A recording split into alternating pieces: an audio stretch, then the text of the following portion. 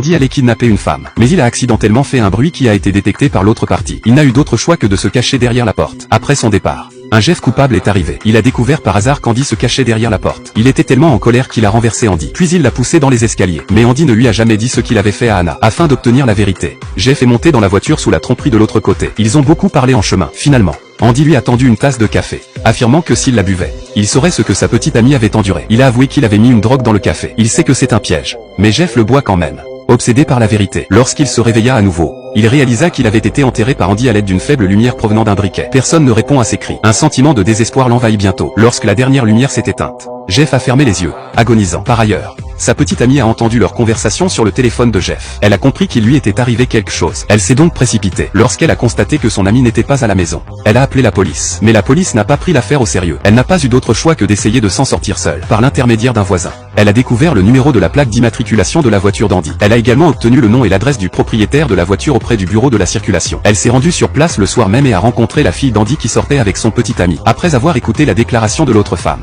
la gentille fille lui a parlé de la cabane de son père. Lorsqu'elle est arrivée à la maison, elle a été repérée par Andy dès son entrée. Lorsqu'elles se sont battues, la femme a soulevé une boîte métallique et a assommé l'autre femme. Mais il n'y avait aucun signe de son petit ami. Elle tente désespérément de s'échapper, mais Andy la rattrape à nouveau. Finalement, elle s'est retrouvée plaquée au sol. Lorsqu'elle s'est réveillée, Andy l'avait attachée. Heureusement, la femme a vu beaucoup de copeaux de bois sous les chaussures d'Andy et la pelle était couverte de terre. Elle a immédiatement deviné que son petit ami avait dû être enterré à l'endroit où elle venait de passer. Après s'être calmée, elle a commencé à mentir en disant qu'elle avait aussi kidnappé la fille de l'autre femme. Andy a paniqué et a appelé sa femme pour confirmer. Bien sûr, sa fille n'était pas encore revenue. Andy la croit. La femme lui a dit de boire le café contenant du LSD. Sinon, la vie de sa fille serait en danger. Andy a bu le café sans hésiter. Au bout de quelques secondes, il perd connaissance. Elle a pris une pelle et s'est précipitée vers la porte, et a réussi à le dégager. Mais à cause du manque d'oxygène, il ne s'est jamais réveillé. De l'autre côté, Andy s'est réveillé et a attrapé les cheveux de la femme par derrière et l'a maintenu au sol. Au dernier moment, quelqu'un a giflé Andy par derrière. Il s'agissait de Jeff, qui s'est réveillé à temps. Il a finalement terrassé Andy sur place. Il a vengé la mort de son ex-copine, et ils vécurent heureux jusqu'à la fin de leur jour.